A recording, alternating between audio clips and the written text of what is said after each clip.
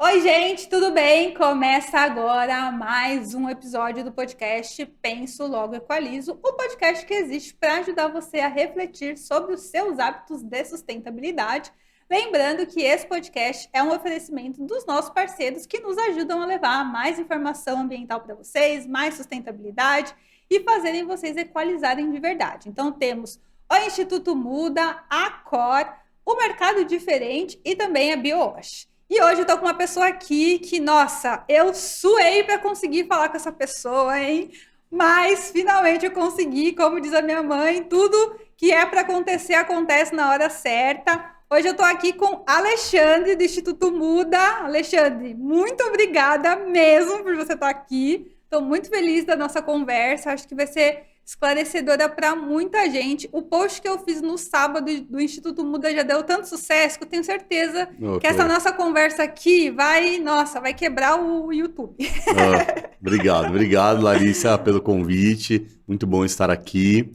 Eu admiro muito o que a Equaliza tem feito aí de divulgar, né, informações com qualidade, né, com clareza para todo mundo aí da internet. Obrigado, vamos lá, bater um papo. Obrigada. Bom, aqui é simples, é conversa de bar, tá? Não tem uma cerveja aqui, mas na hora não permite, mas é uma conversa. Perfeito. Eu sempre peço para a pessoa começar contando a sua história, né? Qual é a sua história? E em que momento a sua história se cruza com a sustentabilidade e se torna uma história de sustentabilidade? No meio disso, tenho certeza que você vai incluir aí a sua trajetória, né? Como você começou o Instituto Muda, a trajetória do seu trabalho, onde você está, o que você já conquistou, onde você ainda quer chegar. E no meio do caminho eu vou fazendo umas perguntas, pode Tá ser? bom, perfeito. Então tá bom, qual é a sua história?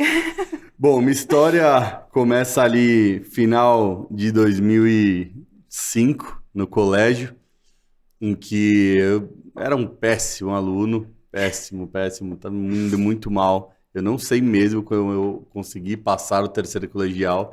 Eu acho que foi porque acho que os professores gostavam de mim, né? Passei tudo de conselho ali, né? Mas, enfim, no final do ano eu não sabia o que eu queria fazer de faculdade.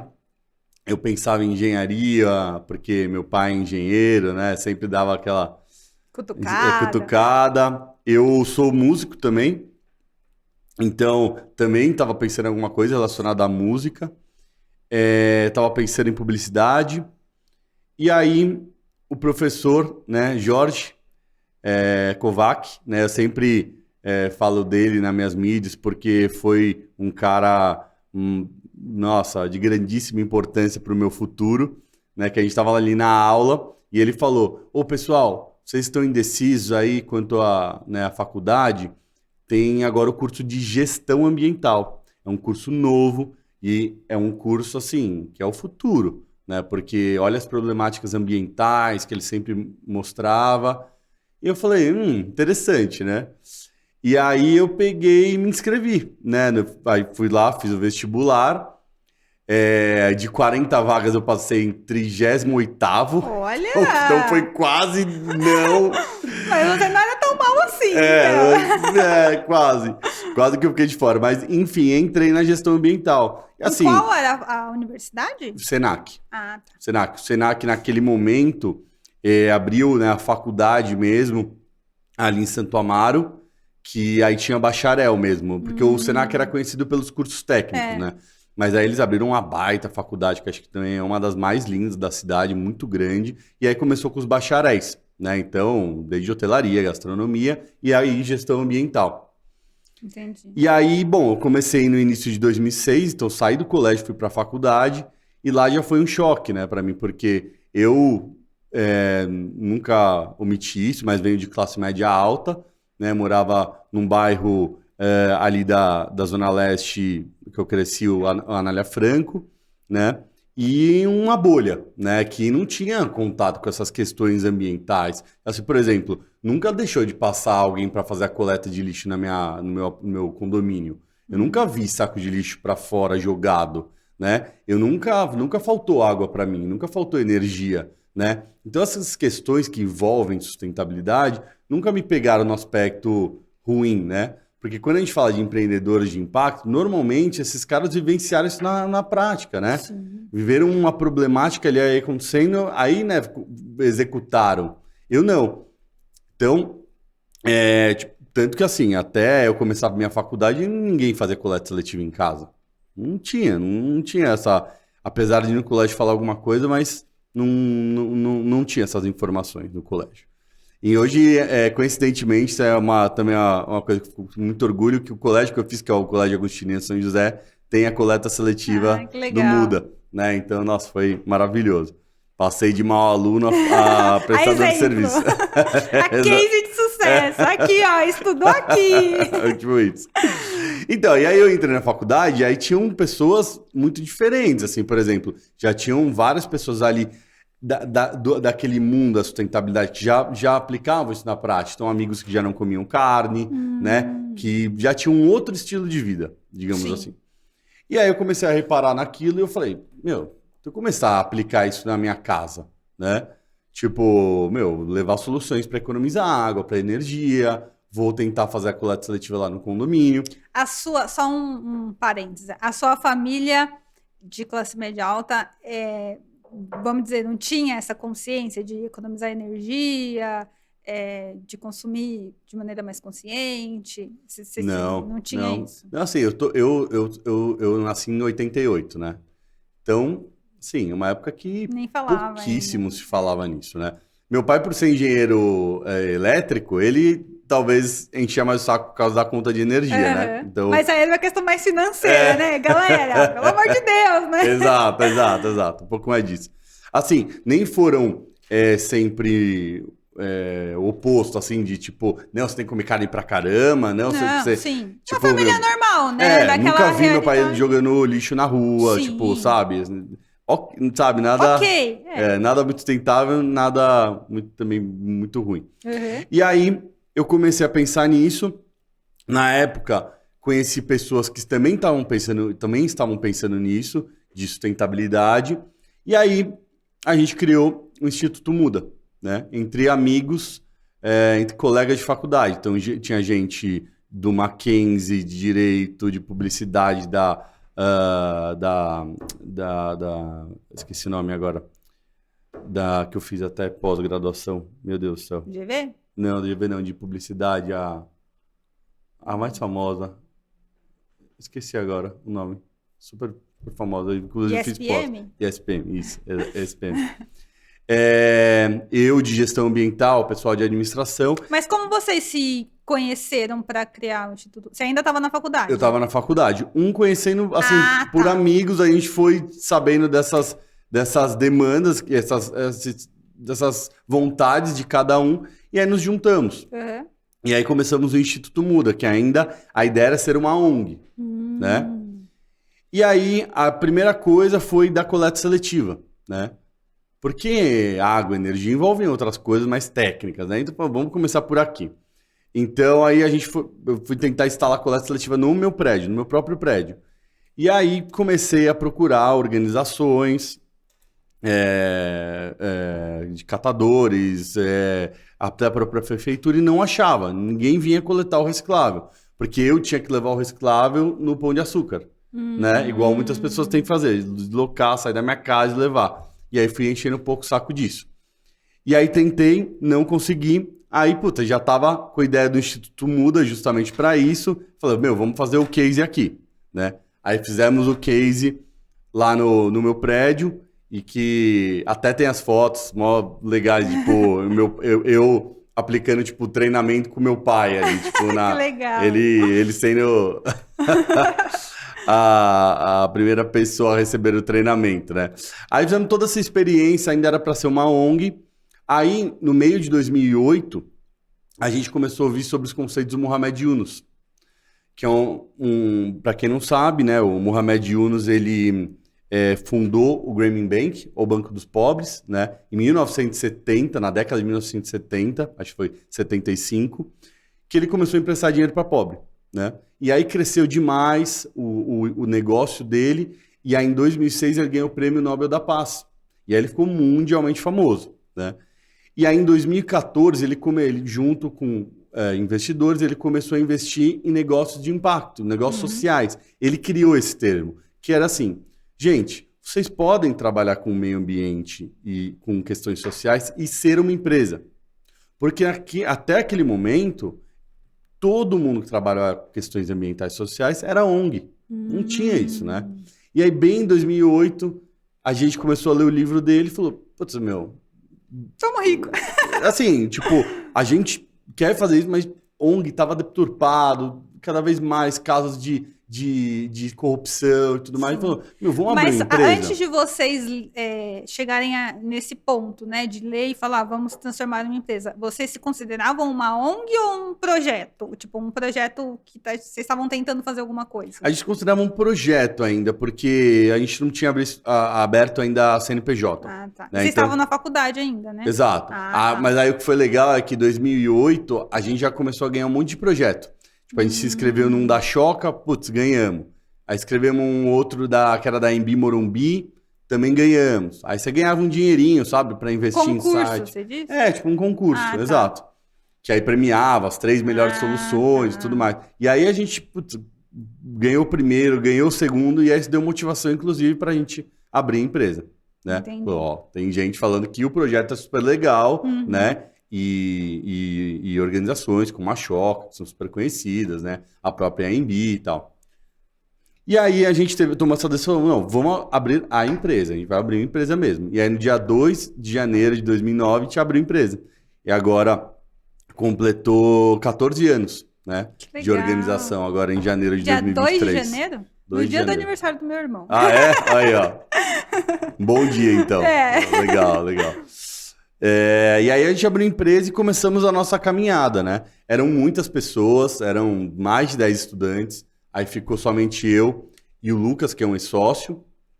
E aí a gente começou a trabalhar. Só que assim, era uma proposta muito genérica, era de transformar um prédio em um prédio sustentável. Né? Então envolviam tudo, envolvia água, envolvia energia, resíduos e tudo mais.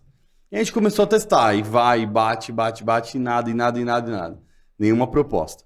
Aí a gente acabou fechando em 2009 uma única propostinha ali, lá por novembro, que era para transformar uma cobertura de um prédio, de um único apartamento, em sustentável. Então a gente fez um relatório lá para ele, mas assim... foi legal, mas o cara depois falou, não, eu tô indo viajar, nem vou usar isso, tipo, beleza. Aí em 2010, vem a Política Nacional de Resíduos Sólidos, né? A gente falou, opa, legal, hein? Isso parece que vai movimentar, que era um negócio que estava tramitando há muitos anos no Congresso, né? E aí a gente falou assim, vamos focar, tentamos 2009 inteiro, vamos focar em resíduos mesmo, a gente não tem conhecimento de arquiteto, de engenheiro, para fazer, né, trabalhar com essas questões de água e de energia, que era muito legal, mas ok, vamos focar. Aí focamos em resíduos. E aí fomos pro mercado, né, e a gente recebeu quando a gente estava pensando ali na parte de marketing, esse cara falou assim, meu, legal pra caramba a proposta de vocês, inclusive no meu prédio, certeza que a síndica vai contratar. Ela é louca, ela coloca foto de bicho morto no elevador para as pessoas pararem de comer carne. Meu, mulher completamente louca e tal, não sei o quê. Aí eu falei, nossa, sério? Aí fomos lá falar com a tal da síndica. Aí ela recebeu a gente, ela era síndica, o filho era o zelador, mó confusão. Aí, meu, ela amou, ela falou, meu, tá fechado. Isso que a gente tinha acabado de abrir a empresa. Assim. E vocês não tinham nenhum outro condomínio, esse seria o primeiro? Esse seria o primeiro. E o que você tentou fazer no seu, que você morava? Não, o meu deu certo. Ah, tá. O meu deu certo, mas assim, a gente terceirizando ainda para a cooperativa. Tá coletar, né? Aí a gente apresentou, né, a ideia mais focada e levamos lá pro condomínio, né? Ela chamou pra gente ir à noite, né? Ela falou, puta, venham aqui à noite que já vem com contrato, já vem com boleto, já vem com nota que vai dar certo. E aí de 100 apartamentos desceram 3 pessoas. Aí a gente começou a explicar e tal, não sei o quê, mas ainda se confundindo um pouco as propostas, aí começou a falar de crise social, de ambiental, de econômica e tal, para depois falar do projeto.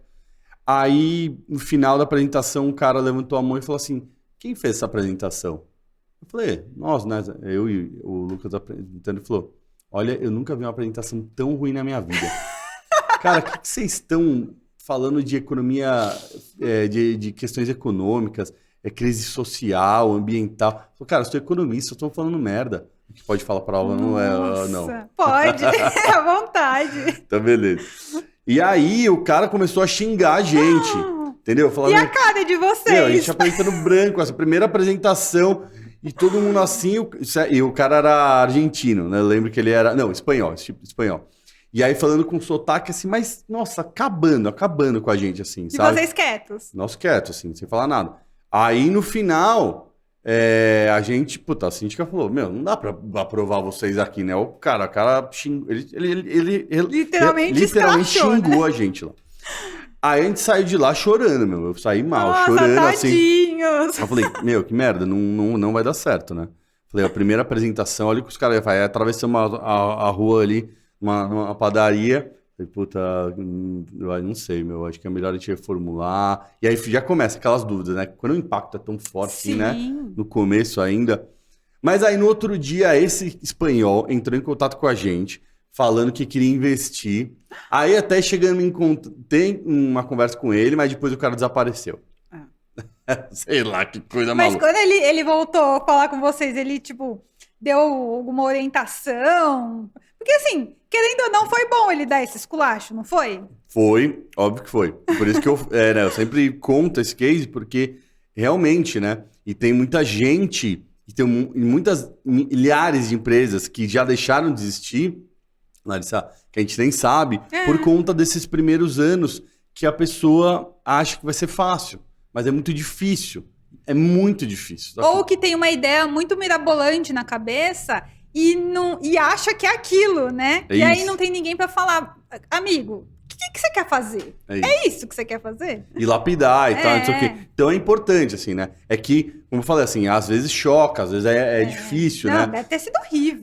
Mas no outro dia, assim, sabe? Isso meu pai me ensinou muito. No outro dia, você acorda, vai acontecer alguma coisa. E realmente foi acontecendo, sabe? Então, depois desse cara, a gente fechou nossas 2 primeiras propostas. Eu nem contei, mas em 2009, que a gente estava esse ano 0 cliente, a gente foi convidado pelo MIT e por Harvard para ir dar palestra lá. Que da hora! Fomos lá, ficamos uma semana, né, em Boston, dando palestra, apresentando. Imagina, em Harvard, no MIT. Demais! Né? Demais. Aí no começo de 2010, a gente fechou os 2 primeiros condomínios. Mas esse convite de dar palestra foi depois do esculacho do espanhol ou antes? Não, foi antes. Foi antes. Porque em 2009 a gente ficou muito, assim, sabe? Eu ainda tava acabando a faculdade. Ah, tá. Tava ainda no TCC. Meu sócio também. Coisa. Então, assim, eu tava vendendo e tal, mas se vender legal, não. Estamos só se planejando pro próximo ano, entendeu? Tá. Então, mas de qualquer maneira a gente ganhou essa premiação, fomos, porque o conceito do projeto era muito legal. E aí fomos lá apresentar, né? E foi demais. E aí você falou que vocês conseguiram fechar 2 projetos, mas como que vocês reformularam? Depois teve o esculacho, como que vocês... Aí vocês atravessaram a rua lá, vamos reformular. Aí vocês reformularam. Isso. Como que aconteceu para vocês conseguirem fechar os 2 projetos? Aí a gente só reforçou aquilo lá que a gente tinha. Porque assim, quando você tá nessas mudanças, né? Você fala assim, não, é isso aqui. Mas aí depois você fala, não, mas vamos tentar de novo aquele lá, sabe? Você fica nessa confusão. E foi isso que a gente foi levar para esse condomínio. Já estava certo, que era coleta seletiva, mas a gente quis levar as outras coisas também. E isso não deu certo. Então a gente realmente falou, a gente só vai fazer coleta seletiva, esquece. Mesmo se o síndico ligar aqui querendo e tal, só que não vamos fazer, sabe? É difícil dar não, né? Dizer não. Então aí a gente começou. E aí a gente colocou tipo anúncio num site, né, de síndicos. E vieram essa proposta, né? Aí a gente fechou esses 2 primeiros condomínios, mas sem saber a ideia de como executar. Assim, a gente tinha feito no meu condomínio ali, então a gente foi testando ali, nos condomínios clientes. E fomos investindo junto, falando, não, tá bom que não vai pagar isso, mas vamos investir para deixar o negócio como é para ser. E aí, nos 2 primeiros condomínios que a gente fez, qual que era a ideia? Era só fazer educação ambiental com os moradores, certo? Instalar os containers e depois a cooperativa iria coletar, certo? Só que nesses 2 já não deu certo. Porque ainda hoje tem um problemaço quanto logística, né? Das cooperativas, de outros. Elas sabem fazer a triagem. A coleta não sabem fazer. E aí os síndicos começaram a ligar para mim e me xingar. E aí, meu, você me vendeu um negócio que agora não funciona, tá tudo acumulado lá, ninguém vai retirar e tudo mais. E aí meu pai, que tem uma empresa de engenharia elétrica, tinha um caminhãozinho lá que ele te usava para outras coisas. Eu falei, pai, você me empresta esse caminhãozinho 2 vezes por semana? Você colocou a mão na massa. Os funcionários dele ajudavam, eu cheguei sim. também a fazer... Mas você meio que colocou a mão na massa, né? Tem que fazer mas fiz muito isso, porque assim, também no início do Muda, que era tipo um motorista e um ajudante, quando faltava o motorista, eu ia coletar. Aconteceu muitas vezes. Aconteceu muitas vezes. E aí, então, o meu pai emprestava esse caminhãozinho, e aí a gente viu que isso estava gerando valor agregado, né? Tipo, era isso que o condomínio via como valor agregado. Eu estou contratando uma empresa que também faz a coleta, né? E aí começou a gente a crescer. 2011, a gente falou assim, vamos completar o ciclo. Então aqui a gente já faz o projeto, a gente faz a educação ambiental, aí agora a gente está coletando, só que a gente está doando esse material. Por que a gente não abre uma central de triagem e vende esse material, né? E aí comecei a fazer cálculo do meu pai e tal, só que meu pai até 2014 foi meu investidor anjo. Então, fiz todas umas contas lá, vamos montar uma central de triagem, muito legal, diferente, porque naquela época já era muito inovadora, hoje ainda seria. Mas mostrar, não sei se já foi numa cooperativa, já foi? Já. Sabe que a maioria das cooperativas é mais informal. Sim. É mais desorganizada, é suja, é tudo mais, né? A gente quis fazer um negócio diferente. Comprar os equipamentos novos, trazer gente para trabalhar que nunca tinha trabalhado com isso e manter a limpeza, né? E aí, investimos lá nos equipamentos, início de 2011, abrimos a central de triagem. Então, era um conceito muito legal. Todas as colaboradoras trabalhavam de uniforme branco, uma central de triagem, com máscara. Eu tenho as provas. Elas já trabalhavam com máscara, olha, 10 anos antes do Covid. E o chão era tudo, quando caía coisa no chão, eu falava, pode parar, mas a gente vai fazer de certinho. Trazer esse conceito novo, sabe? Não é porque você trabalha com resíduo que você precisa ser um lixo, entendeu? Desde o início a gente trouxe esse conceito diferente, né? Porque é um trabalho, né? Um trabalho como o outro, né?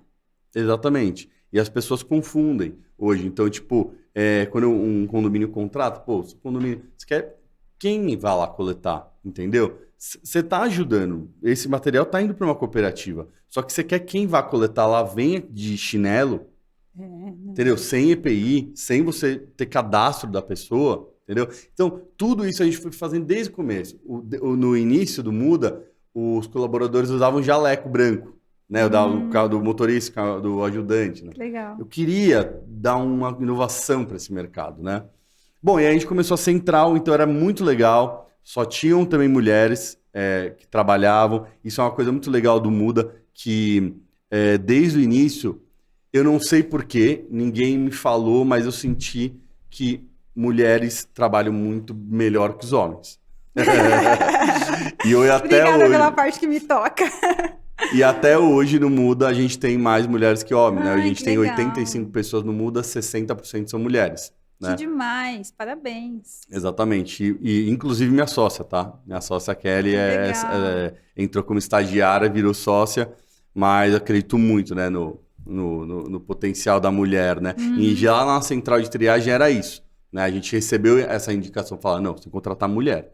Mulher, porque é mulher detalhista, mulher não vai faltar, não vai te dar trabalho, né? Vai fazer um trabalho, né, muito, muito bom. E aí dava muito certo, só que financeiramente não dava. Porque assim, eu coletava no condomínio, só que eu pagava nessa época pro condomínio. Então eu dava R$100, eu coletava, tinha o trabalho de coletar, levava pra central e ainda pagava tipo R$100 pro condomínio, pela compra do material dele. Ah, tá. Mas o condomínio não te pagava nada? Não, eu ainda pagava pra ele. Entendeu? Nossa. Eu ainda pagava R$100. Porque assim, eu tinha a central de triagem. Certo? Então eu levava o material e eu vendia. Ah, tá. Você rentabilizava vendendo o material que você coletava do condomínio. Perfeito. Ah, tá. Só que isso que não fechava a conta. Entendi. Que até hoje não fecha. Entendeu? Por isso que a gente fechou. E aí nós resolvemos... foi a decisão difícil, triste, né? Sim. Porque é muito lindo o lugar, meu, né? O movimento todo, sabe? Ganhamos uma baita premiação no final de 2010 e também no final de 2011, foram acho que as mais legais. Em 2010, eu fui chamado para palestrar em 5 países durante um mês na Europa. Fiquei um mês na Europa Que na demais! faixa. Nossa, esse é o meu sonho. Juro por Deus, eu juro por tudo que é mais sagrado, que esse é o meu sonho. Meu sonho. Se aconteceu com você, então eu vou continuar sonhando. Puta, vai em frente que aparece. Porque recurso aqui não falta, viu, Larissa? É que tem que saber os lugares certos, na hora certa, pra você estar, mas acontece. Nossa, muito legal, parabéns. E foi pela... Eu não lembro agora por qual ONG foi. Era uma ONG suíça. Mas, enfim, nos inscrevemos. E, inclusive, fui eu e o meu sócio. Que legal! Que fomos lá pra... Nós ficamos o mês inteiro lá. E quais países vocês foram? Agora eu não lembro, mas Alemanha, Suíça, Inglaterra, Espanha e falta mais um. Falta mais um que eu não lembro agora. Mas, nossa, mas foi bastante. sim, nossa. E várias cidades. Meu, Que um mês, demais. assim, tipo, na faixa total. Aí já tem uma história muito engraçada, só voltando um pouquinho antes, em 2010, a gente tinha o primeiro caminhãozinho já, do Muda, e tinha os primeiros funcionários. Estou falando de outubro, tá? De 2010. Aí a gente ficou lá um mês, tal, não sei o quê, já tinha uma funcionária. Aí quando eu voltei, aí eu tô lá tomando café, no outro dia que eu voltei assim, eu morava com meus pais ainda, aí o zelador do prédio tava lá, inclusive a gente já tava fazendo a coleta no meu prédio. Aí o zelador falou, ô Ale, já acharam um caminhãozinho? Eu falei, como assim? Aí eu olhei pra minha mãe e ela fez assim, Ale, roubaram um caminhãozinho. Roubaram um caminhãozinho. A gente teve que se virar, seu pai deu um jeito lá de pegar um furgão, mas roubaram. Puta, e aí foi difícil pra caramba, porque bem nessa época eu separei a sociedade, então eu ia voltar da Europa já contrato sozinho, né? Então já dá aquele maior receio. E aí, sozinho eu vou conseguir tocar? Né? E aí acontece isso. Primeiro, soco na cara. Tinha acabado de voltar numa viagem super da hora.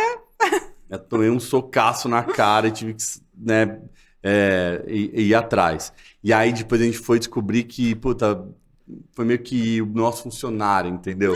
Mentira! Que roubou, pediu resgate. Nossa, foi horrível. Foi, sabe, tudo que você entra com uma ideologia absurda, assim, né, de empreendedor, fala, não, é isso, bum, já tomei de todos os lados, né? Tomou mesmo. Exato. E aí, em 2011, a gente começa a central de triagem, aí ganhamos também uma outra premiação super legal da Bayer, Jovens Embaixadores Ambientais. Fui para a Alemanha em setembro para apresentar durante uma semana também, tudo na faixa. Eu ganhei fiquei entre os 4 melhores do mundo, né? Entraram 8 do Brasil, aí 4 foram para lá e eu fiquei entre os 4 do mundo, né? Pelo projeto. Só que quando eu tava apresentando ali pros gringos ali, eu falava assim, cara, quando eu voltar eu vou ter que fechar aquela merda. Porque não fecha a conta, né? Então, a ideia era ótima, tal, não sei o que, já tava em execução, mas não tinha como manter aquilo. Era prejuízo, sabe? Aí foi muito difícil, né? Eu voltei, fechei a triagem. E por que eu tô falando tanto desse momento? Porque num negócio, você tem aquelas fases que são cruciais, assim, sabe? E de 2011 para 2012 aconteceu um negócio muito foda, porque eu parei a central, para onde eu levei o material? Eu já tinha uns 12 clientes. Podia parar de coletar nos caras, né? Pô, eles já dependiam da gente e tal. E aí eu levei para a cooperativa, eu doava o material. Só que eu não podia continuar pagando para os condomínios. Meu pai falou, você é louco, você tá agora doando material, como que você vai pagar para eles? Ele falou, sei lá, liga pro síndico, vê se ele não cobra uma taxa. E aí eu liguei pros síndicos e 90% deram aceite. Que falaram assim, a gente topa pagar. E aí foi que eu descobri meu modelo de negócio, com o Instituto Muda, né? Lembrando que agora o negócio é Grupo Muda, né? Tem Instituto Muda e tem a parte corporativa, né? Então, o Instituto Muda a gente descobriu o modelo aí, naturalmente, assim, sabe? Foi uma coisa muito natural. Então, você pensa, disso aí, brincando, foram 3 anos. 3 anos, assim, tipo... Sofrendo pra ter o primeiro... Comecinho da história. E aí, em 2012, a gente começou a cobrar dos condomínios, doar para a cooperativa. Isso fortaleceu muito o nosso discurso como um negócio de impacto, porque a gente, até hoje, a gente doa todos os meses mais de 370 mil reais em materiais para as cooperativas. Nossa. A gente trabalha com 16 hoje na cidade. E também conseguimos unir o útil ao agradável, que a gente consegue rentabilizar pelos condomínios mensalmente e também fazer o trabalho de impacto social. Né? Então, contando aí um pouco dos primeiros anos, né, Então, do Muda. hoje vocês rentabilizam com os condomínios, né? É parte, né? Eu já vou fazer a outra pergunta que você vai falar do grupo. Mas aí, quando tá dentro do condomínio, então você rentabiliza. Hoje o condomínio te paga para você ir lá buscar e doar o material para as cooperativas, né? Perfeito. Ah, tá. E por que ele faz isso, né? Acho que não é só pela questão ambiental. Depois de muitos anos também, porque aí é por isso que a gente começou a crescer tanto, a gente começou a entender que a gente gerava economia para o condomínio. Então, economia de saco de lixo, economia de mão de obra, menor insalubridade, né? Tem um aplicativo que é super legal, que pode juntar ponto, trocar em descontos. Os containers são patrocinados, então o condomínio não precisa pagar. Então, por uma série de coisas, o condomínio paga esse valor, mas volta também um monte de benefício para ele, sabe? Não é só ali, eu tô pagando pela coleta de resíduo. Não, de longe não somos uma coleta de resíduo. Se você quiser a coleta, tem aquelas empresas, sabe, informais, que vão passar com com a Kombi, caindo aos pedaços. E que muitas vezes nem vão, marque, não vai. E, nossa, várias vezes eu marcava um catador, aí a catador, não, é porque eu tive um problema, e aí eu não consegui ir, e aí eu ficava com aquele monte de resíduo. É um horror. Exatamente. E realmente o que vocês fazem é o diferencial. É isso que eu passei lá em 2008, 2009, essa sensação, né? Que você contrata, não funciona. Não, engraçado que quando eu não vou falar o nome do meu condomínio aqui, né? Por questões de segurança, mas quando eu fiz eu aluguei o meu AP pelo aplicativo, aquele aplicativo de aluguel de casa, né? Sem nem ir ver o apartamento. Eu vi as fotos, gostei, aluguei. Pronto, acabou. E aí eu mudei, aí arrumei tudo e fui levar o lixo para os resíduos, né? Para o espaço lá. Que eu vi, eu falei, nossa, o prédio tem aqui uma coleta seletiva que eu nem sabia. E eu achei o máximo, assim, eu achei sensacional. Na hora eu entrei no Instagram de vocês e mandei mensagem. Falei, nossa, isso aqui... Como que isso aqui não existe em outro lugar? Eu nunca tinha visto em lugar nenhum, assim. Então, é muito genial a ideia. E é muito legal você contar o quanto você sofreu para conseguir chegar onde você chegou. Exato. E aí é uma parte da história que chegamos, assim, onde a gente define o modelo do Instituto Muda. Que é isso, entrar no condomínio, fazer um projeto, né, instalar os containers, depois fazer educação com todo mundo, né, os moradores. Isso que eu ia perguntar, tem educação, né? Tem, fortíssimo. Não é aquele treinamentinho gravado, não. A gente faz ali com os moradores no período noturno, faz com todos os funcionários do lar, presencial, treinamento com todos os funcionários do condomínio presencial. Então a gente faz, é muito intensivo isso. Fora toda a parte de comunicações, de relatórios. E isso resulta nos nossos indicadores ali, né? Oficiais. Nossa taxa de rejeitos é 10%. Só para o pessoal que não sabe, taxa de rejeito é aquilo que vai errado dentro do reciclável, né? Que a gente considera que tá bom, dá para errar aí, mas só 10%. O da prefeitura é tipo 60%. Nossa. Por quê? As pessoas misturam tudo, não tem informação. Não é porque as pessoas são maldosas, mas não sabem o que colocar, né? Tipo, você, cidadão que está nos assistindo, você tem que colocar o que a organização for te falar que vai passar. Não é assim, tipo, o isopor é reciclado. Não, calma. Ele é reciclado em uma cooperativa da cidade de São Paulo. Então você não pode, tipo, ditar essa regra. Né? Exato. Então, assim, por isso que o material da prefeitura é tão contaminado. Né? Então chega lá e são esses dados. E o nosso é só 10%. Por quê? Tem treinamento, comunicação, relatório, tem visita depois. A cada 6 meses a gente mantém aquele controle de qualidade. Hoje são 700 condomínios, né? Então a gente tem uma equipe toda para ficar indo nesses condomínios para manter sempre a qualidade. E vocês ainda têm a central de coleta ou vocês já mandam direto para as cooperativas? Não temos desde 2011. Né? Não tem mais. Nós então vocês já mandam tudo para as cooperativas. E como que vocês selecionam essas cooperativas? Como que uma cooperativa pode ser abastecida pelo Instituto Muda? Legal. Bom, hoje a gente trabalha com 16, né, na cidade de São Paulo. Eu acho que assim, a cooperativa tem que ter os principais documentos, né? A gente não exige tanto, porque a gente sabe da realidade delas, mas assim, ter o estatuto social, né? A isenção de CETESB, né? Que é uma ausência do documento, né? Que a CETESB pede. Alvará, né? As coisas básicas para o funcionamento. Obviamente não ter trabalho escravo, trabalho favoráveis, né? Infantil, né? E a gente trabalha ali com as maiores cooperativas. Então, que também porque o volume hoje é muito grande. Então, mas a cooperativa pode ir até vocês ou vocês que selecionam? Não, normalmente às vezes vem. Às vezes vem, olha, eu estou fazendo uma cooperativa aqui, vocês poderiam trazer material? Às vezes sim, às vezes faz sentido, entendeu? Porque também o nosso material vai sempre crescendo. Entendi. Né? Nesses 14 anos, imagina, cresceu absurdamente, né, a quantidade que a gente coleta. Então, hoje as nossas cooperativas estão espalhadas pela cidade. Tem cooperativa em Pinheiros, na Zona Leste, na Zona Norte, na Zona Sul. E aí a gente descarrega conforme o condomínio que a gente está coletando. Né? E é sempre assim, retiramos do condomínio direto cooperativa. Não passa em nenhum lugar. Né? Tipo, vai direto para a cooperativa. E aí o material todo misturado ali, né? Papel, vidro, plástico, metais. Aí chega na cooperativa, aí eles vão fazer a triagem. Em mais de 23 tipos. Legal. E agora fala um pouquinho, que a gente estava falando aqui nos bastidores, a diferença do Instituto Muda para o Grupo Muda. Legal. Explica aí.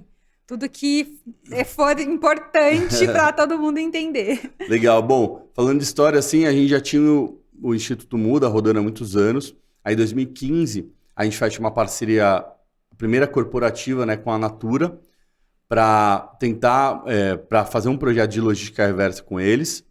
O projeto foi um sucesso. E aí, 2019 vem um outro projeto. Não, 2018 vem um outro projeto, 2019. Aí sempre nessa onda corporativa. A gente falou, putz, com o avanço da logística reversa, cada vez mais as empresas vão precisar comprovar. Então, a gente começou a prestar atenção para isso, começou a crescer muitos projetos, mas ainda era Instituto Muda, tudo. E aí, desde 2021, né, a gente fez uma reformulação na marca, em que a marca mãe agora é Grupo Muda, né, Grupo Muda mesmo, e embaixo a gente tem 2 setores. O Instituto Muda, que é o braço de condomínios, condominial, e tem o Muda Corporativo, que é o braço corporativo, né, da empresa. Então aqui a gente tem alguns projetos. A gente tem o Adote um Condomínio, é um projeto que as empresas elas patrocinam o condomínio, né, o container, a marca, a exposição de marca, para ter exposição de marca e também para desejos de objetivos de ESG, né, que elas têm, né? Então aí o container fica todo envelopado, elas patrocinam, elas têm acesso também a colocar a marca dela em relatório, em cartilha, essas coisas. Então a gente já tem parceria com muitas grandes empresas nesse sentido. E aí também tem acesso ao crédito, lógica reversa, se elas precisarem. Tá? Então, além do patrocínio no condomínio, de expor a marca, tô ajudando o seu condomínio não ter esse custo para você, né? É síndico, e ter uma estrutura top, mas, né, quero expor minha marca aqui. Legal. Aí tem um outro projeto que é o Muda Circular, que aí a gente trabalha é bem parecido com a DOT, mas são para empresas que querem ter acesso ao resíduo. Né? A gente está falando de empresas como a Klabin, como o Braskem, como OI, né? Que são indústria da ponta. Né? Então, elas investem no patrocínio dos condomínios para ter acesso ao resíduo pós-consumo, que hoje é o que todo mundo quer, fechar a história toda. Sim. Porque, por exemplo, sei lá, a Unilever vai chegar para uma dessas empresas que ela compra a matéria-prima e fala assim, só que eu quero comprar pós-consumo. Porque aqui, na minha embalagem, eu vou começar a vender uma específica aqui que tem 30% de pós-consumo. Entendeu? Então, o modelo todo vai fechando a partir daí. Então, esse é o Muda Circular. E, por último, tem o selo Muda Recicla, que é um projeto também do corporativo, em que a gente faz a compensação de logística reversa para indústrias de bens de consumo. Então, hoje é uma lei, né? A empresa precisa compensar o mínimo de 22%. Isso é uma lei desde 2010, né? A Política Nacional, mas regulamentou em janeiro de 2022. E aí teve o decreto do Recicla Mais. E agora, esse mês de fevereiro, né? Se eu não me engano, foi dia 13 de fevereiro, veio uma nova regulamentação muito bacana, né, que institucionalizou vários modelos de crédito logística reversa, que deu muita mais força para o mercado. E aí hoje qualquer indústria precisa compensar, pequena, média e grande. Então a gente está falando desde Nestlé até pequena, você não sabe, não viu aí, mas precisa, senão pega no licenciamento ambiental. Pega, ela não tem, mas não sai o documento do CETES se não tiver logística reversa. E aí a gente oferece, por quê? A gente consegue um negócio complementar o outro. Eu coletei o resíduo, eu levei para a cooperativa. Aí eu tiro essas notas de logística reversa e endereço para essas indústrias. Entendeu? Então aqui eu tenho o caminho, a história toda completinha, né? Desde a educação ambiental no condomínio, passando a cooperativa até endereçar a essas marcas, né? Então é um pouco de hoje como o Grupo Muda faz, né? A gente tem um negócio complementa o outro. Se a gente não tiver o resíduo aqui, os créditos, a gente não consegue vender para as marcas. E se a gente não tiver as marcas, a gente não consegue aumentar o número de condomínios, porque elas se patrocinam. Ah, tá. E quantos condomínios vocês atendem hoje? 700. 700 ativamente aqui na cidade de São Paulo, né? Só que temos um desafio, que tem 35 mil na cidade. E só aqui em São Paulo, né? Só no São Paulo. E vocês têm projetos para, sei lá, sair de São Paulo? Não temos ainda, já várias vezes, né? Porque tem muita gente que questiona, que demanda, não, traz o Muda para cá, traz o Muda para cá, mas ainda não, ainda a gente vai segurar pelo menos nos próximos 5 anos, né? Vamos manter aqui na cidade de São Paulo, tem muito mercado, né? Tem muito prédio, aqui é nossa casa, queremos deixar realmente São Paulo mais sustentável nesse sentido, né? A gente tem uma missão muito audaciosa, né? Que é de retirar a palavra lixo do dicionário brasileiro até 2050, né? Então a gente pretende fazer isso aqui na cidade, mas obviamente que o nosso conceito como organização tem que ir para outras cidades, como já está acontecendo, né? E a gente não vê nenhum problema nisso. Muito bom, porque, né? Todo mundo tem que ter esse projeto no prédio, nas empresas, inclusive. É muito importante, é realmente muito importante. Não tem por que ficar só aqui em São Paulo, né? Exato. E aí, um assunto, assim, bem específico, mas eu acho que muito importante, eu acho que você é a pessoa para falar de reciclagem, né? O cenário da reciclagem hoje no nosso país, que infelizmente não é um dos melhores. O que você tem a dizer, assim, onde a gente está? E, assim, seja bem didático e específico para as pessoas entenderem, porque o que eu vejo ainda, né? Todo mundo tem o discurso barato do é só mandar para reciclagem. Lógico que se a gente não manda para reciclagem, a gente acaba, né, desconstruindo ali esse sistema que você acabou de falar, né? Mas a gente não precisa só mandar para a reciclagem, né? A gente pode fazer muitas outras coisas e ainda assim contribuir. Então, assim, onde estamos?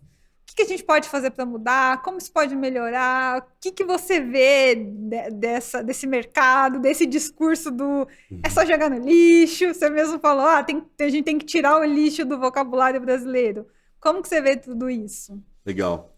Bom, e aí falo até como presidente da Belori, né, que é uma associação que eu fundei com alguns amigos aí no final de 2022, que chama Associação Brasileira de Logística Reversa, porque como um todo a gente acompanhou toda essa evolução, né, a criação, né, eu abri empresa em 2009, 2010 veio a política nacional, né, então a gente viu muita coisa acontecer e viu o mercado evoluindo, né, até chegar nesse ponto que já podemos considerar que é um sonho, assim, pegar a logística reversa no licenciamento. Sim. É um sonho realizado com certeza.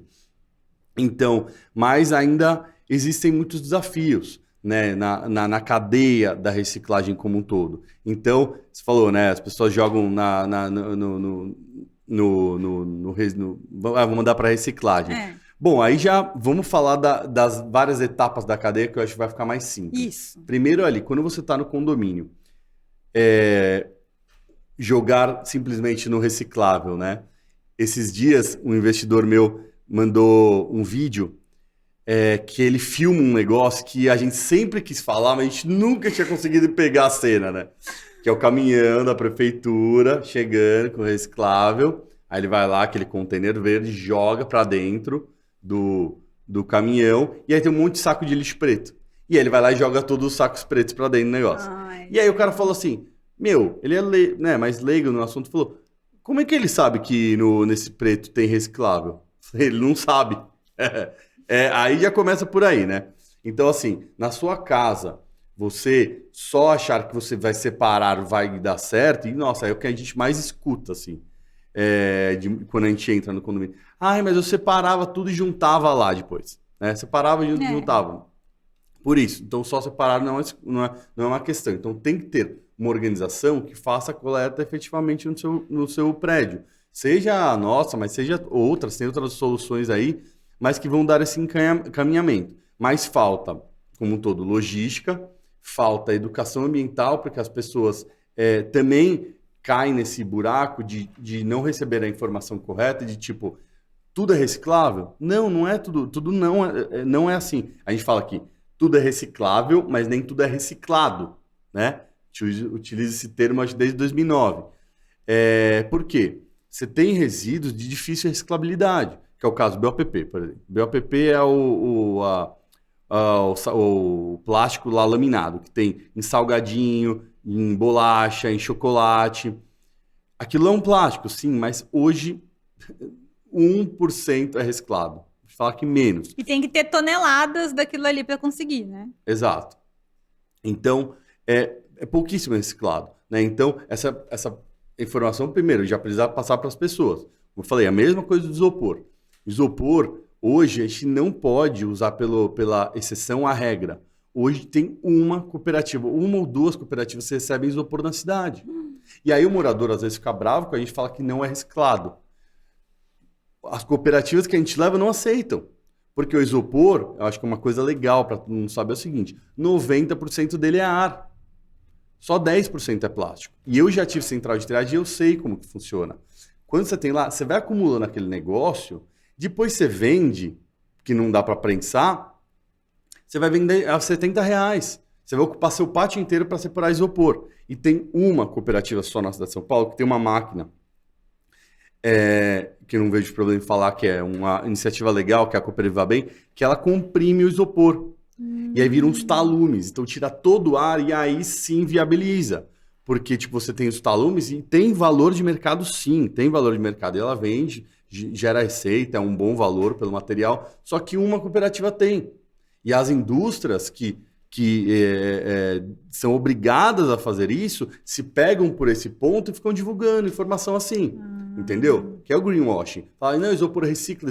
Não, desculpa, gente. Isopor recicla em pequenas partes. Não tem reciclabilidade, isso. Não, ele tem reciclabilidade, mas ele não se recicla, no caso específico que a gente está falando, porque só tem uma cooperativa que tem. Não tem escala para demanda, né? Exato. Agora, já o BOPP que eu tô falando, ele não tem reciclabilidade. É muito difícil, né? Então, assim, são casos pontuais que ainda conseguem transformar, né, o BOPP em uma coisa útil. Né? Agora, uma dúvida pessoal minha, tá? Se a gente não tem essa reciclabilidade desse BOPP, isso.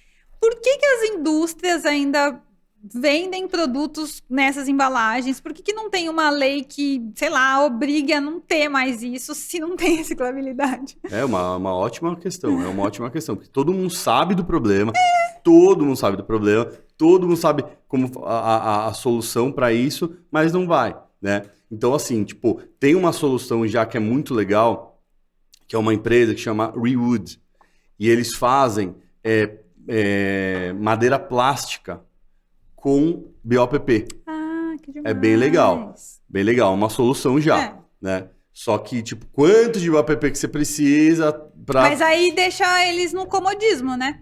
Ah, tem alguém que tá fazendo, tá reciclando, então eu vou ficar aqui fazendo. Ou mostrar a Rewood como a solução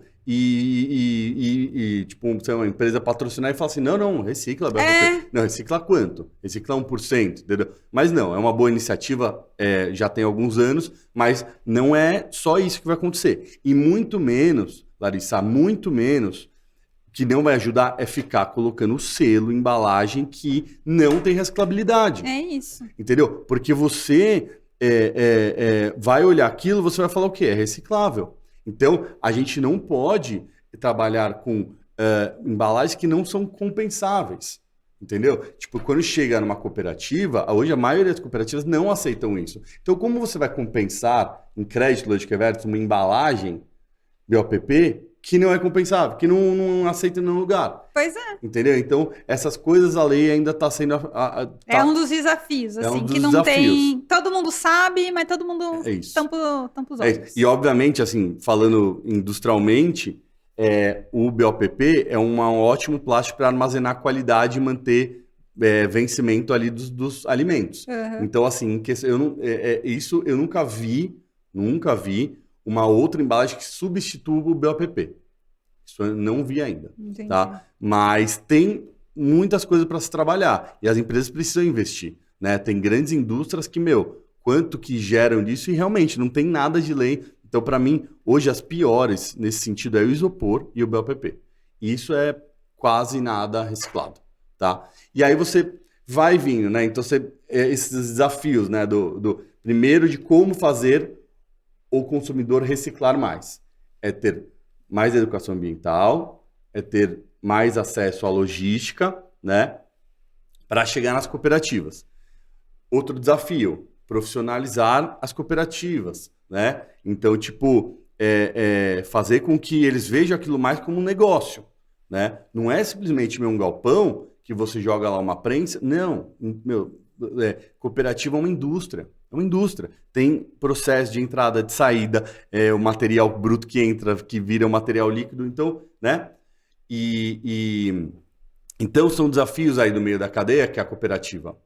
Só que aí tem um muito importante que... Por que a cooperativa, que às vezes falam, né, em condomínios, vamos vender esse material e ficar milionário. Vai numa cooperativa e vê se eles estão milionários. Os cooperados hoje ganham no máximo entre R$1.000 a R$1.500. Por quê? O material, o valor agregado dele é muito baixo. E olha, a cooperativa tem isenção de aluguel, isenção de água, de energia, paga menos imposto porque é ONG e mesmo assim ganha R$1.000 a R$1.500 para um trabalho muito cansativo, muito braçal, né? E aí por quê? Porque a outra ponta, a indústria final, são poucas indústrias que compram esse material. Então é oferta e demanda, entendeu? Hoje tem mais material, né? Em alguns aspectos isso muda, mas como um todo tem mais material e poucas indústrias. Então elas ditam. Tipo, papelão. 3 indústrias vão falar assim, é isso. Eu vou te pagar isso. Se quiser. Entendeu? Então elas ficam em cima disso. É um commodity. Essa que é a questão. É um commodity. Tá. Então, como você consegue ter previsibilidade nisso? Por exemplo, são empresas. Você vai montar uma fábrica de sapatos, certo? Você fez todo o seu estudo de margem e vai falar, eu vou vender um sapato a R$150. Abaixo de R$150, ou com a tua margem, abaixo, sei lá, de R$100, eu vou ter prejuízo. Eu nunca vou vender meu sapato abaixo de R$100, mas isso não existe no mercado de reciclagem, porque a cooperativa tem os custos delas fixos, as pessoas lá trabalhando, não sei o quê, e planeja vender por 70, quando ela está com estoque, ela está vendendo a 30. Entendeu? Então é uma loucura, assim, isso daí. Então, por que só tem 3 indústrias? Porque não tem incentivo ali. Na outra ponta. Se tivesse incentivo para mais indústrias abrirem, então, não sei o quê, e começar a movimentar esse mercado como um todo. Só que aí tem uma questão aqui. O brasileiro, ele tem e eu vi num estudo isso, ele tem uma sensibilidade muito grande é um dos mais do mundo, com preço de mercado. Tem mesmo. Né? Tudo é caro. Tudo é caro. Então, assim, você vai comprar um produto de uma indústria que a gente está falando, um leite, suco, qualquer coisa. O que mudaria completamente o mercado é se essa empresa da ponta conseguisse aumentar um pouquinho pela embalagem. Entendeu? A embalagem pós-consumo eu colocaria aqui, 10, 15 centavos a mais no meu produto. Porque essa indústria vai conseguir pagar para outra, que vai pagar para outra, que vai pagar para a cooperativa, que vai... Entendeu? Então, vem um ciclo vicioso positivo que aumenta tudo pelo material ser pós-consumo. Ou seja, vai forçar a ter mais ainda material pós-consumo. E aí vai subir esse índice de reciclagem de 5% para 15, 20, 30. Hoje em dia, como tá nessa situação. A indústria aqui, uma indústria que compra material, ela vai comparar o material reciclável pós-consumo, que tem toda uma história, com o material virgem. Entendeu? Nunca vai chegar no mesmo preço. Nunca vai ser a mesma coisa. Então, hoje depende de dólar. Mas aí o material virgem é mais caro? Depende do dólar. Ah, entendi. Entendeu? Quando o dólar está mais barato, funciona mais comprar o virgem. Quando o dólar está mais caro, funciona comprar o pós-consumo. Mas tem alguma diferença? Por exemplo, sou uma indústria de chocolate. Eu quero comprar lá a minha embalagem. Eu vou ver alguma diferença em comprar um material no seu preço? Tipo, a qualidade do material vai interferir em alguma coisa como é a palavra, gente? Na durabilidade do meu chocolate ali. Não vai mudar em nada. Não, porque hoje tem tecnologia, não. Aí é só o preço mesmo. É tipo, a indústria quer diminuir gastos ali. Se o dólar tá alto, eu compro. É isso, você compra o granulo, né? Virgem, né? Do plástico falando, né? E quando o dólar tá mais alto, aí aquece mais o mercado da reciclagem. Agora a gente está vivendo uma situação que o consumo está em baixa de massa. Então, embalagem como um todo vai a menos. Então, tipo, o preço sei lá, vamos falar do preço do papelão, que estava bem mais alto, hoje está 1/3. Entendeu? Porque não tem indústria querendo comprar da cooperativas, cooperativas estocadas. Então, aí tá estocada, precisa vender para pagar ali, as pessoas vendem por 1/5 do preço, entendeu? E aí quem é mais prejudicado sempre é a cooperativa, entendeu? O cara da ponta, aí tem os atravessadores também, que são os aparistas, né? Que aí compram das cooperativas para vender para a indústria final. Então, assim, são uma série de desafios que a cadeia como um todo tem, mas agora, com o decreto, tende a melhorar isso tudo. Porque, assim, hoje as indústrias têm que fazer a compensação de logística reversa, certo? Então, agora é 22%, já próximo ano já aumenta para 24%, né? De todas as embalagens que elas... E fica aumentando picadinho assim? Tipo, não pode dar um tiro de, eu sei de 20 para 30? Eu sei que, tipo, vidro, por exemplo, já pelo novo decreto é 27%. Então, quem trabalha com vidro é um percentual maior, né? Então, indústria de bens de consumo que utiliza vidro, coloca a marca, que ela colocou, ela tem que recuperar 27%, não é 22%, por um novo decreto que vidro que saiu no final do ano passado. E aí as outras vão aumentando aos poucos mesmo. Eu acho que 30%, eu acho que é 2030, né? Das embalagens. Mas você vê que ainda é pouco. Mas acontece hoje uma situação que é tipo... Que eu vi num lugar que é tipo o Titanic. Não tem bote para todo mundo. Entendeu? Não tem nota fiscal para todo mundo. Entendi. Entendeu? Porque hoje, inclusive com as verificadoras independentes, o SEMPRA, a Central de Custódia, elas fazem o quê? Elas pegam todas essas notas de logística reversa e colocam no sistema para ver se não dá colidência. Para ver se uma cooperativa não está vendendo essa nota vezes 10. Que isso estava acontecendo muito no mercado, né? E aí, o que acontece? Quando afunilou assim, então tem menos notas. Então as pessoas vão ter que fazer alguma coisa para aumentar esse nível de reciclabilidade para ter mais nota. Senão nós não vamos conseguir, cara, atender a legislação, não vamos conseguir ter licenciamento ambiental, entendeu? Então é super grave.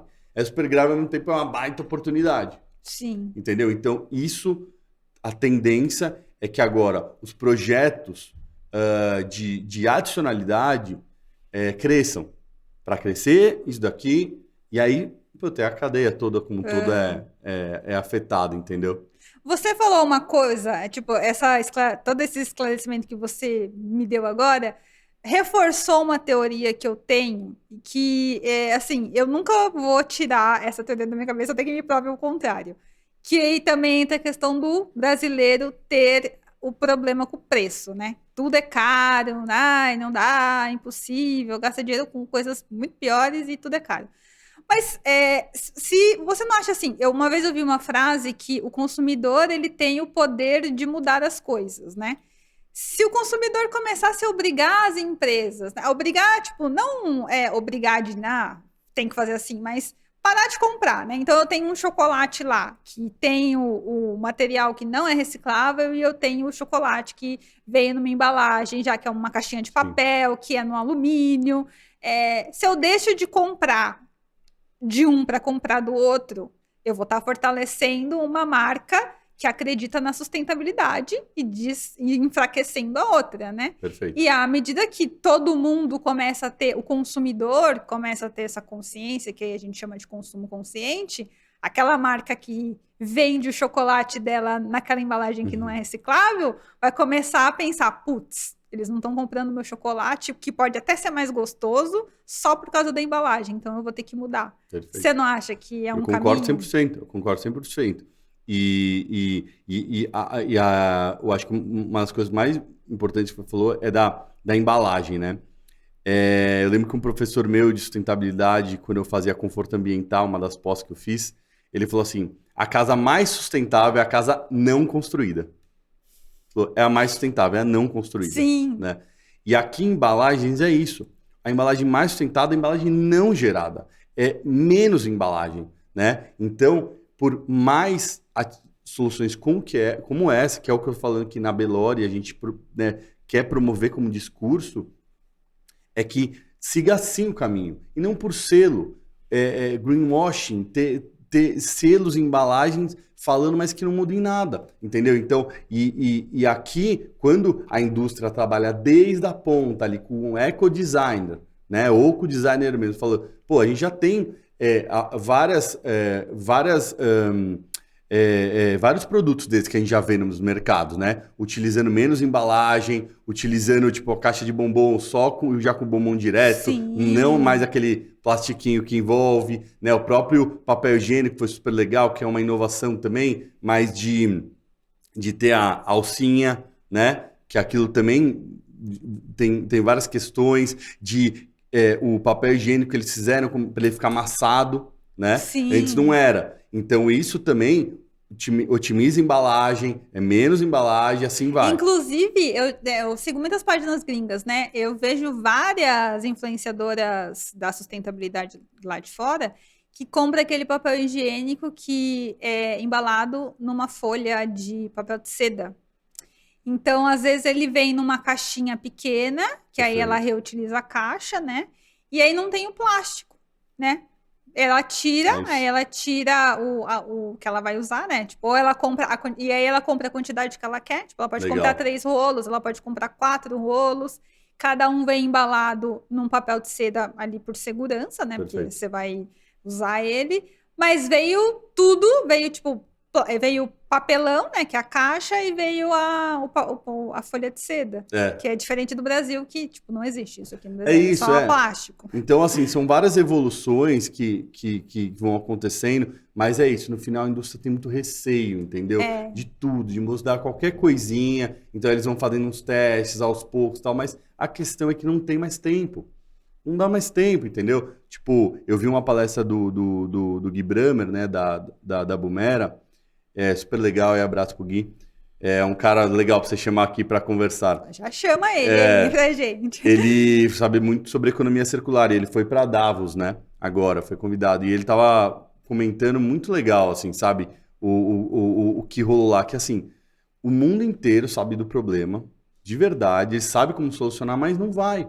O negócio não vai, né? E uma palavra que o próprio Al Gore usou, ele falou assim, o greenwashing é o maior desafio que a gente tem para lidar quanto às mudanças climáticas.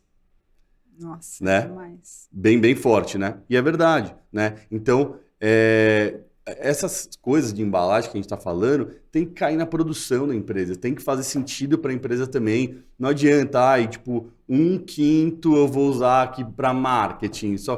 Não, como você pensa na tua produção como um todo, para melhorar mesmo, ser um plástico que vai ser reciclado na ponta, né? Agora tem umas empresas de refrigerante que estão deixando, tipo, mesmo que a mesma garrafa para todos. Sim. Entendeu? É o tipo de solução, assim, que vai mudar, entendeu? Por exemplo, mesmo esse lance, né, de conectores, de celular, sabe? Pô, tá na hora de ter um padrão. Agora parece que na Europa foi aprovado para ter padrão, né? De que todo mundo tem um diferente. Então, esse tipo de coisa é muito eficiente, porque ele vai gerar naturalmente marketing para a empresa, mas vai gerar economia para a empresa, vai facilitar a vida de todo mundo, sabe? Agora, pô, você vai ter uma água só sua que você quer colocar rosa, entendeu? Putz, sabe? Pra quê, né? É bizarro isso, meu. Tenta fazer seu marketing de outra maneira. O meio ambiente não pode continuar sofrendo por causa disso, entendeu? Isso implica muito, complica muito depois a cooperativa que vai reciclar esse negócio, sabe? Vai ter que separar. Ó, todo pet aqui, só esse pet aqui tem essa cor diferente. E vai ter que fazer um fardo só para isso, né? E o bom, assim, eu vejo até com bastante esperança essas novas marcas que estão surgindo, já com esse DNA sustentável e pensando nisso, né? Por outro lado, eu fico triste porque é esse desafio, né? Do negócio do preço. Tem gente que vai preferir comprar o outro que é mais barato, não vai, tá nem aí para a hora do Brasil de que aquele ali é mais caro porque ele é mais sustentável. Mas o único caminho que eu vejo é esse da gente obrigar as empresas eu só vou comprar o seu chocolate se você parar de ficar fazendo esse chocolate nessa embalagem. E, obviamente, nivelar por igual, entendeu? Eu acho que quando você coloca uma legislação e todo mundo atende, isso que é importante, né? Porque hoje, tipo, tem empresa que fala, mas eu faço aqui e o cara não faz, obviamente que meu produto vai ficar mais caro. E a gente está falando, de um país que está sofrendo demais com desigualdade, muita gente passando fome. Tipo, 1% das pessoas no Brasil tem pós-graduação. Tipo, sabe, são alguns dados que você fala assim, putz, e aí, né? Como que a gente... Então, eu vejo assim, tem que ter um top-down aí. Falar o seguinte, amigão, BOPP, eu não sei como, mas me dá uma solução, 5 meses esse troço, reciclar e acontecer alguma coisa. Mesma coisa, isopor.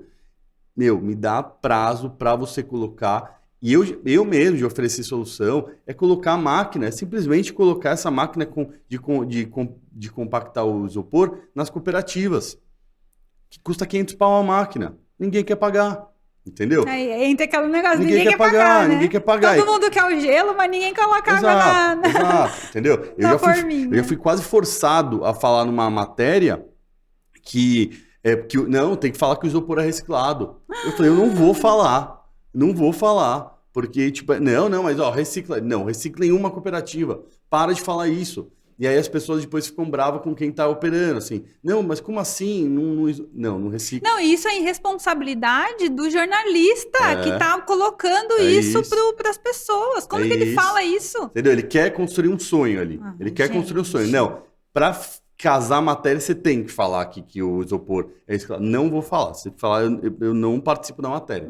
Né? Tipo, é isso, assim, sabe? A gente tem que ter um pouco disso. Acabou. Responsabilidade, voltando no que o Algor falou. Ele falou agora, final de 2022.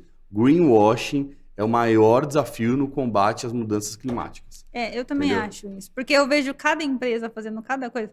Esses dias, eu ainda vou falar isso na Equaliza. Eu não vou falar o nome ainda, mas depois eu te falo. Beleza. Eu fui num lugar que adora se vender como, apesar de não ser sustentável, uma lanchonete. Sim. Conhecida. Tá. Adora se vender como sustentável, de políticas sustentáveis e não sei o que mais, não sei o que outro. E aí eu vi uma funcionária tomando água num copinho de plástico. Só que o copo que vem o refrigerante é de papel. Aí eu entrei em contato com a assessoria. E, tipo, veio uma resposta de 4 linhas, fula, tipo, a gente tá tentando reduzir, blá, blá, blá, e blá, blá, blá. Então, assim, esse negócio do greenwashing aí. Por que essa empresa dá o copo de plástico pro cliente, de papel pro cliente, mas o funcionário dele tá usando copo de plástico ainda? Não tem educação ambiental nesse lugar. As pessoas não estão sabendo das coisas. E eu não tô culpando a pessoa que tá tomando no copo de plástico. Eu tô culpando a empresa. É isso. Né? Porque é inadmissível isso. É inadmissível. Não, é isso. Eu falo, é o maior desafio, porque em todas... A gente também se relaciona com empresas e, é muito triste, sabe? Tipo, não, vamos fazer um pilotinho aqui. Aí faz um piloto, faz aquele estardaço, sabe? Tipo, bom, divulgamos pra todo mundo. E não segue. Porque o que queria era só isso, entendeu? Aparecer. Só queria aparecer, fazer aquele negócio e não muda, de fato, as coisas importantes que ela tem pra mudar, sabe? Foca, tipo, como eu falei, indústrias que, tipo, precisam resolver uma questão tão importante como BOPP e como isopor, fazem outras coisas muito mais para marketing do que, sabe, colocar um recurso que vai, sabe? Sabe o lance que não dá voto? Se fosse o cara fosse o prefeito não dá voto, não dá voto isso.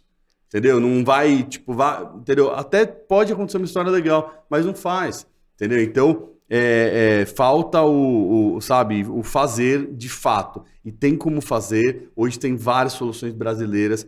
Isso é importante dizer, Larissa. Não tem solução bala de prata para o Brasil. Não tem. Eu sempre falo isso, como agora presidente da Belori. Não adianta você falar, não, vou achar uma empresa aí que resolva todo o meu resíduo no Brasil. Não tem.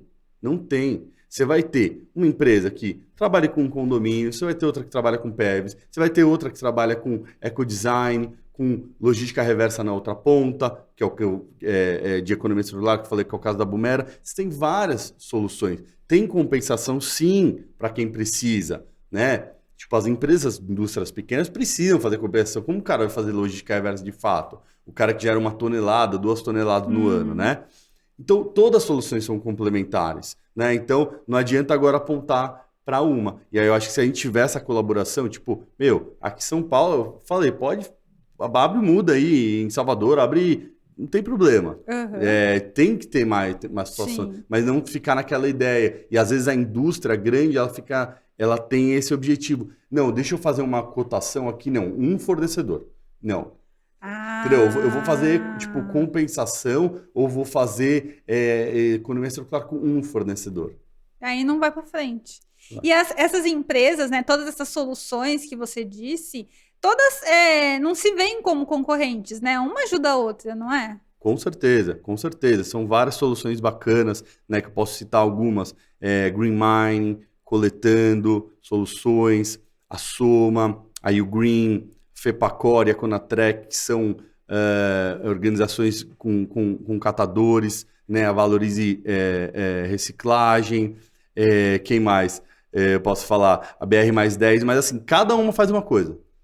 E, tipo, são concorrentes, mas não são, né? Tipo, são parceiros. Todo mundo tá ali trabalhando por um bem maior, que é a sustentabilidade. E aí tem um cara que fala isso, né? O Johnny, da Pragma, que é uma outra empresa de logística reversa, ele fala, como que a gente fala que a gente é concorrente de um mercado que só recicla 5%? Não tem como falar que você é concorrente, entendeu? É tipo, se tivesse a 90% do mercado, aí tá bom, né? Tem uma concorrência aí, né? Mas agora, como tá, tem muita história e eu acho que o 2023 é um ano marcante, sim, por conta desse decreto. Também volta o antigo procatador, né? Que é algo mais ali focado nos catadores, né, para investir mais em catador, em cooperativas, mas também continua os certificados. Então, eu acho que 2022 já estava muito movimentado, mas eu acho que todas essas coisas que a gente está falando só vai ficar bem mais forte. E dentro de tudo isso que você falou, você acha que o governo hoje, ele está... Agora a gente mudou de presidente, né? Mas você acha que ele está empenhado? Você acha que vai ser mais fácil do que já foi? Porque tem muito... Você, de alguma maneira, precisa, né? Você falou assim, precisava ter um padrão, tem que ser lei isso aqui, tem que ser desse jeito.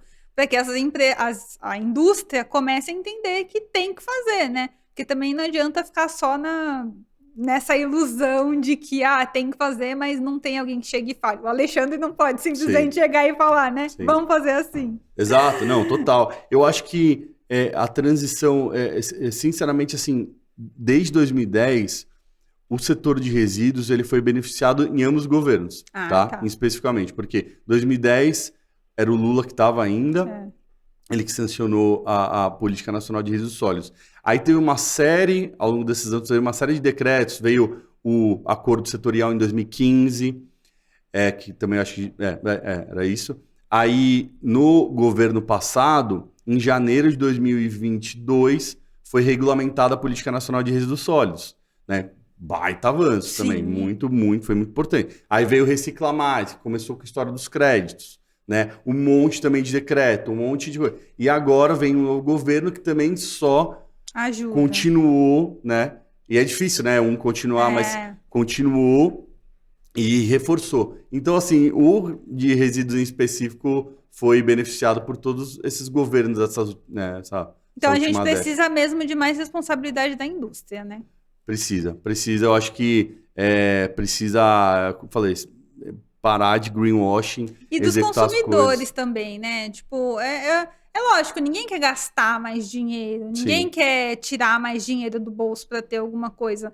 Mas, infelizmente, se não for assim, não vai ser, né? Exatamente. Assim, mas eu acho que tem que, como um todo, ser nivelado. Entendeu? Tipo, se as indústrias, né, nas associações delas entenderem. Porque agora, por exemplo, você viu que teve agora um negócio vai mudar no rótulo das embalagens de saúde, essas coisas. Meu, é nivelado, você vai ter que ter. Informação nutricional, né?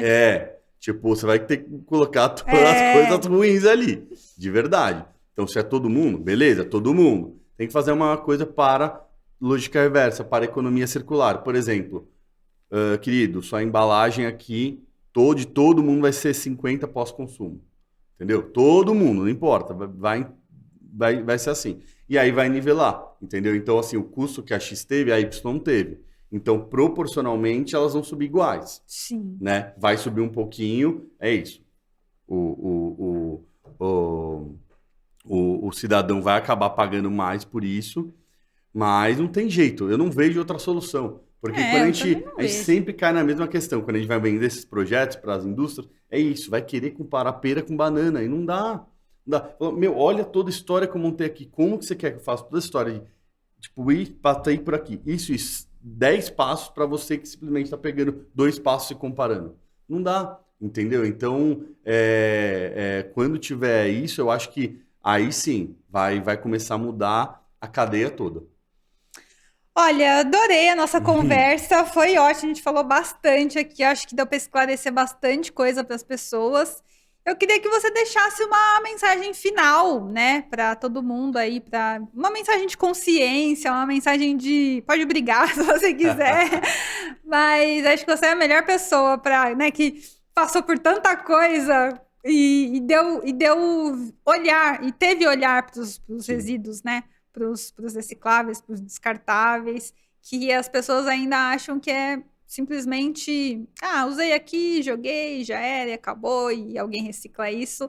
E ninguém imagina que tem um Alexandre que sofreu tanto para que as coisas acontecessem. Então, o microfone é seu. Legal. Bom, você sempre mostra isso que eu acho bacana, mas eu tenho tatuado, né, o logo do Muda aqui no peito, legal. Né? Porque, assim, é um negócio, não só pelo Muda, mas a área como um todo me apaixona, né? Eu amo muito a área, gosto muito do que eu faço de verdade. Eu fico muito feliz por ter participado dessa história da gestão de resíduos no Brasil. Agora também com a Belori. E o que eu desejo, assim, é que o mercado, como eu falei, vá por esse lado da logística reversa de verdade, né? Que as coisas realmente aconteçam, que os percentuais de reciclagem aumentem, por mais educação ambiental, seja em condomínios, seja nas casas das pessoas, seja em colégios, né? Seja no comércio, né? Que aumente, né? Tem um projeto que aumente, de fato, e não a gente vá por um lado da compensação por compensação, porque nem vai ter o que compensar se a gente não aumentar os projetos. Então, isso que eu realmente desejo com esse novo decreto, que as empresas, como um todo, invistam em projetos que funcionem de verdade. Selo não vai mudar em nada a situação, né? E lembra do que eu falei do Al Gore, né? Já falei 2 vezes, mas é importante, né? O greenwashing é o maior desafio para o combate nas mudanças climáticas. Porque é fácil, né, falar que é sustentável. Ainda mais que, infelizmente, assim, virou meio que uma modinha, né? Todo mundo quer ser sustentável. E não é ruim, não é ruim, não é ruim todo mundo querer ser sustentável, mas seja sustentável de verdade, né? pratique a sustentabilidade de verdade. E às vezes é simples você praticar a sustentabilidade, né? Exato. Tem uma vez, eu vi, eu não vou lembrar exatamente onde, eu estudei desenho industrial 1 ano. Eu não sei se foi no curso de desenho industrial que alguém falou que a embalagem é um erro de design. Porque se você tem muita embalagem, alguma coisa estava errada ali. Não precisa disso. Porque no final das contas você não vai usar a embalagem, você vai usar o produto que estava embalado, né? Perfeito. Então, eu acho que é isso, assim, é tanto o consumidor entender que eu não preciso comprar um negócio que vem numa caixa, que vem numa fita, que vem no nanã, do mesmo jeito que a empresa tem que entender, né, a marca tem que entender que eu estou comprando ali a caneca, eu só quero a caneca para tomar o café, só isso que eu quero. Né? É isso mesmo, eu acho que... a gente ia reduzir muito a nossa produção de resíduos. Muito. E ficar claro que as indústrias sabem disso. Elas sabem disso. Mas não mudam, entendeu? Por meio, por receio, por também não colocar investimento, sabe? Mas é claríssimo. Por preguiça, né? É claríssimo. Assim, quantas COPs nós já tivemos? Né? Quantas COPs? Nossa, eu falei isso, inclusive eu falei no episódio da gerente de sustentabilidade da Ambev, que eu falei assim, olha... ela foi para a COP. Eu falei assim, olha só, você foi para a COP, eu quero muito falar sobre isso, mas eu sou totalmente contra a COP. Eu não sei se você vai me julgar, pode me julgar, mas quantas COPs a gente vai ter que ter para resolver as coisas? Ou assim, tudo bem, a gente pode ter um monte de COP, mas vamos resolvendo coisa, né? E não ficar falando a mesma coisa, né? Todo ano. Exatamente. Eu acho que são 27 bom já, saber, né? Bom saber que você pensa igual a mim. Nossa, não, pelo amor de Deus. E até mesmo os fóruns, tal, não sei o que, é isso. Vai aquele monte de cara lá do topo, sabe? Tudo engravatado. Sei lá, talvez na COP não tenha coleta seletiva, entendeu? É um negócio tão macro, que não passa pro micro. Estavam usando garrafa plástica na COP.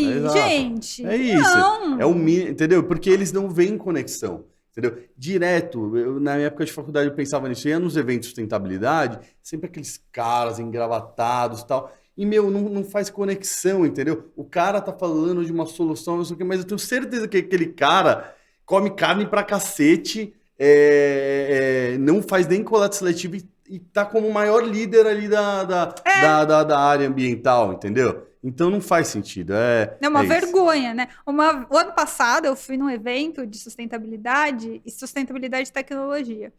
E aí foi lá no Cubo Itaú, sabe? Sei. Beleza. E assim, aí era um auditório, assim, não tinha tanta, assim, devia ter umas 150 pessoas, 200 pessoas. Beleza. E aí eu entrei, aí eu cheguei um pouquinho atrasada, não atrasada, já tinha começado, eu entrei, sentei na frente, tava lá os primeiros que iam palestrar, e garrafinha plástica. Eu falei, mano, vocês estão de palhaçada com a minha cara. E eu tava com o meu copo, eu sempre ando com o meu copo retrátil dentro da bolsa. Não, vocês estão de palhaçada comigo, que vocês me convidaram para um evento desse. Aí, instantaneamente, eu tirei uma foto com a pessoa que estava do lado, que era o líder ali no momento da coisa. E aí eu fui convidada, inclusive, pela assessoria do evento. Eu falei, gente, pelo amor de Deus, né? A gente está num evento de sustentabilidade e vocês não arrumaram o básico. Não é possível. Não é possível. Aí, beleza, na hora do almoço, tinha a opção vegetariana e a opção com carne. Sim. Só que não, tinha opção vegana, tinha opção vegetariana, só que a menina que estava lá servindo, a moça que estava servindo, não sabia o que era vegano nem vegetariano. Aí eu peguei e fui perguntar para ela, tinha um macarrão lá, a opção com carne, acho que era carne de porco, eu não como carne de porco. E aí eu perguntei pra moça, eu falei assim, olha, isso aqui é vegano ou vegetariano? Ela falou assim, é tudo vegano, só que o macarrão tinha queijo. Eu falei, isso aqui não é vegano, porque tem queijo. Ela, ela fez bem isso. Peraí que eu vou ver. E nunca mais voltou. Então, assim, são coisas muito pequenas, sim, isso que você falou, são coisas muito pequenas, eles estão discutindo coisas enormes, tipo, o evento estava discutindo tecnologia e sustentabilidade. Como é que você pode discutir tecnologia e sustentabilidade e tem uma garrafinha plástica do seu lado? Mas aí um cara vai falar assim, não, calma aí, a gente tá falando de um negócio sério, não fala disso, tipo... Só chata. Como disso? Como você vai... nem isso você faz, camarada, como que você quer... trabalhar o que você tá falando aí, né? Então é isso, meu. É muito ESG, meu. O LinkedIn agora, nossa, só tem profissional de ESG. Sim! Tipo, sabe? E aí, sabe? Pra onde vai? E nesse evento, inclusive, teve uma mulher que falou assim que se ISG fosse obrigação no Brasil, não é uma obrigação, né? Mas se fosse obrigação, 80% das empresas não iam estar quebradas, porque não iam saber como fazer e o que tinham que fazer. Falei assim, Aí eu pensei na hora que ela falou assim, nota-se nesse evento, né? Porque tá tudo errado aqui. Aí no cafezinho, ou a coisinha, o mexedor de café de plástico. Sim. Então, assim, era muita coisa. E tudo que eu fui vendo, eu fui fotografando e postando no Instagram. Legal. Tipo, gente, não dá pra ser assim. Não dá pra vocês me chamarem pro evento de sustentabilidade e ser desse jeito. Exato. Eu quero validar coisa legal que vocês foram fazer. Aí a menina me mandou mensagem, falou que o presidente do negócio lá pediu desculpas, que o ano que vem eles vão tentar melhorar.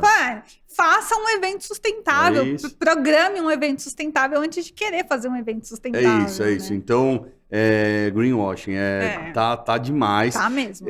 Voltou com toda a força, né? Isso o Gui também estava mostrando, tinha dado parada, agora voltou muito. E voltou um outro termo que ele falou também de que as indústrias agora estão nem falando mais também o que estão fazendo, porque as pessoas já estão criticando muito, né? Tipo, já ponto dele, então as empresas já estão até com medo de falar.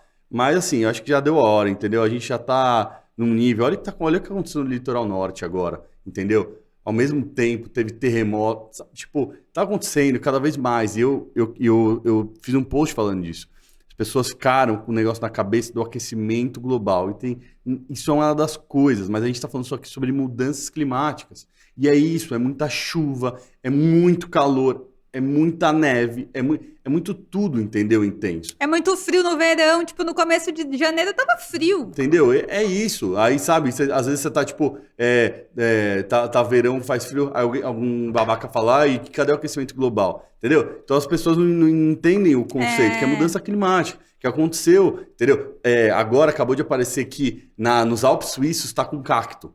Nossa, não sei se você viu. Não vi. Tem toda uma área de cacto no Alpes Suíços. Que, tipo, cacto dá em região quente, né? Deserto. Como que tá aparecendo lá? É esse tipo de coisa. Algo que nunca vai acontecer e vai acontecer cada vez mais, né? E a gente tem que prestar atenção. Então, tipo, resíduo é uma das coisas já para ontem começar. Tem que, sabe? Essa meta tinha que ser de 30 para 90 daqui a 3 anos.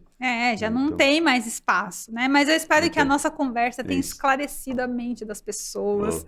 Que, sei lá, daqui 5 anos é muito, não? Daqui 1 ano a gente volte aqui de novo para conversar, falando, você viu que a gente falou daquilo e melhorou? É isso aí. E mudou, porque senão, eu sempre repito, assim, nos episódios, as pessoas acham que o mundo vai acabar, mas o mundo não vai acabar. O mundo vai continuar aqui, um lugar inóspito para os seres humanos, e aí salve-se quem puder, né? É isso aí. E é isso que a gente tem que pensar.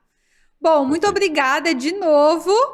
Gente, eu peço, por favor, encarecidamente, que vocês compartilhem esse episódio com o maior número de pessoas que vocês puderem, porque a gente falou de muita coisa importante aqui, coisa que eu falo lá no Instagram e que vocês não acreditam, mas o Alexandre está aqui para comprovar, porque ele passou por o perrengue desde 2006, né? Começou em 2006, aí, né? Então, assim, vocês querem contestar o Alexandre? Deixa nos comentários que eu quero ver. Quero ver só o que vocês vão ouvir de respostas. Pode perguntar. Lembrando que esse podcast é um oferecimento dos nossos patrocinadores, Instituto Muda, Cor, Mercado Diferente e a BioOsh. Eu espero que vocês tenham gostado. Se inscreva se você ainda não é inscrito. Deixe seu comentário. Um beijo e até o próximo vídeo. Tchau. Tchau. Foi? Boa.